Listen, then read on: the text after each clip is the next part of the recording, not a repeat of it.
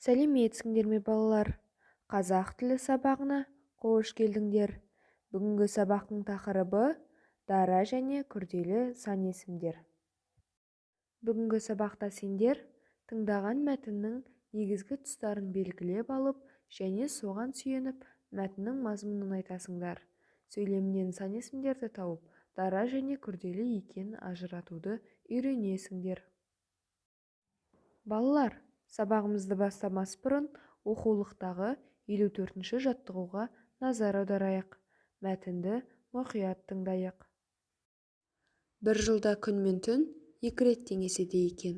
Оларды көктемгі және күзгі теңесу деп айтады. Көктемгі теңесу 22 наурызға ұлыстың ұлы күніне дөп келеді, ал күзгі теңесу 23 қыркүйекке сәйкес келеді. Күн мен түннің көктемгі теңелуін әлемнің көптеген халықтары мереке ретінде атап өтеді. Күн қозғалысына негізделген есеп бойынша нағыз көктемнің келуі осы күн мен түннің теңелуі екен. Дана халқымыз бұл уақытты жылдың басы деп есептеген. Осы күннен бастап табиғатта, жер ана да, жан-жануарлар да түлейді, жаңғырады. Балалар, мәтінді мұқият тыңдап болсақ, сұрақтарға жауап іздеп көрейік. Тыңдаған мәтіннің негізгі тұстарын белгілеп ал. Соған сүйеніп, мәтіннің мазмұнын айт. Мәтіннен сан есімдерді тауып, сұрақ қой. 2 және 22 сан есімдерін салыстыр. Әрқайсысында сөз саны бірдей ме?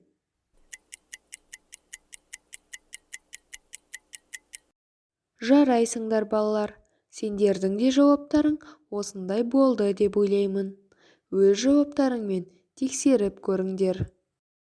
Балалар, ендігі кезекте бейнежазбаға назар аударайық.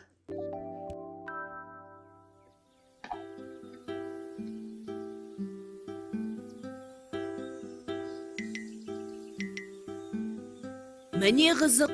Қандай қызық? Аланаға, маған да оқып беріңізші. Әлемдегі ең ұзын өзен Мысырдағы Ніл өзенінің ұзындығы 6675 шақырым екен. Қызық екен. Қандай ұзын өзен, қандай ұзақ сөз.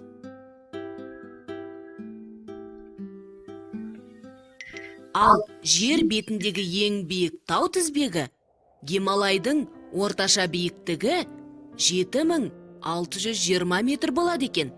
Иә, биік тау екен. 7620 деген сөз де ұзын екен. Дана, таудың биік екендігі дұрыс. Ал 7620 деген сөздің ұзын екендігі қате. Неге? Қазір түсіндірем. 7620 деген сөзге сұрақ қойшы. Қанша? Неше? Дұрыс. Қанша? Неше сұрақтарына жауап беріп, заттың санын білдіретін сөздер сан есім деп аталады. Заттың санын білдірсе, сан есім ғой. Дұрыс. Сан есім сөздер екі түрлі болады. Дара деген жалғыз ғой. Иә, дара сан есім бір сөзден тұрады. Мысалы, 1, 2, 3, 4, 5, 6, 7, 8, 9, 10, 11. 11 саны 10 және 1 сөздерінен құралған, яғни 2 сөзден құралған. 12 саны 10 және 2 сөздерінен құралған ғой. Дұрыс. 111 саны 100, содан кейін 10 және 1 сөздерінен құралған. Яғни, бұл күрделі сан есім 3 сөзден құралған. 555 саны 5, 100, 50 және 5 сөздерінен құралған. Яғни бұл күрделі сан есім 4 сөзден құралған. Дұрыс. Яғни, күрделі сан есім 2 немесе одан да көп саннан құралады. Ал күрделі сан есімнің құрамындағы әр сөз жеке-жеке жазылады. түсіндім. Балалар, бейнежазбаны көріп болсақ, сұраққа жауап іздеп көрейік. Дара және күрделі сан есім дегеніміз не? Иә, балалар, сан есім дара және күрделі болады. Дара сан есім бір сөзден тұрады. Мысалы, 5, 10. Күрделі сан есім 2 немесе одан да көп сөзден құралады. Күрделі сан есімдердің құрамындағы сөздер бөлек-бөлек жазылады. 17, 358.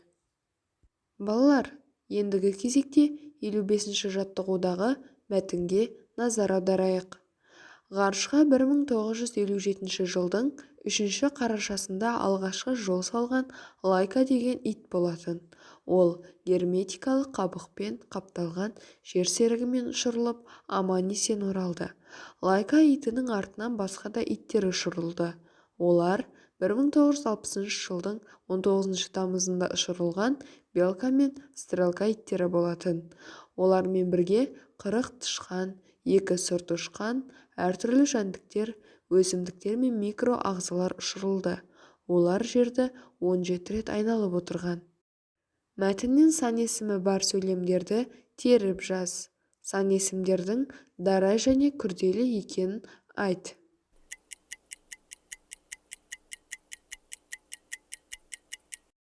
Жарайсыңдар балалар, тапсырманы орындап болсақ, бірге тексеріп көрейік. Мәтіннен сан есімі бар сөйлемдерді теріп жаз. Ғарышқа 1957 жылдың 3 қарашасында алғашқы жол салған Лайка деген ит болатын. Олар 1960 жылдың 19 тамызында ұшырылған Белка мен Стрелка иттері болатын. Олармен бірге 40 тышқан, 2 сұрт ұшқан, әртүрлі жәндіктер, өсімдіктер мен микроағзалар ұшырылды. Олар жерді 17 рет айналып отырған. Сан есімдердің дара және күрделі екенін айт. Дара сан есімдер 3, 2, 40. Күрделі сан есімдер 1957, 1960, 19, 17.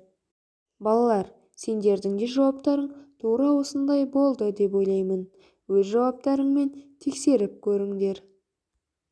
Балалар, ендігі кезекте 56-шы жаттығуға назар аударайық. Берілген сан есімдерді сөзбен жаз. Дара және күрделі екенін дәлелде. Жарайсыңдар балалар.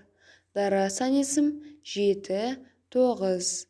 Күрделі сан есім 11, 27, 189, 620. Сендердің де жауаптарың тура осындай болды деп ойлаймын. Балалар, біздің келесі тапсырмамыз 57-ші жаттығу. Мәтелді жатқа жаз. Білгенің 19, білмегенің 99. Мәтелдегі сан есімдерді тап. Жарайсыңдар балалар, сендердің де жауаптарың тура осындай болды деп ойлаймын. Өз жауаптарыңмен салыстырып көріңдер. Балалар, ендігі кезекте сызбамен жұмыс. 58-ші жаттығу. Сан есім туралы білетіндеріңді жинақтаңдар. Балалар, сан есім туралы білімімізді жинақтап болсақ, семантикалық картамен жұмыс жасап көрейік.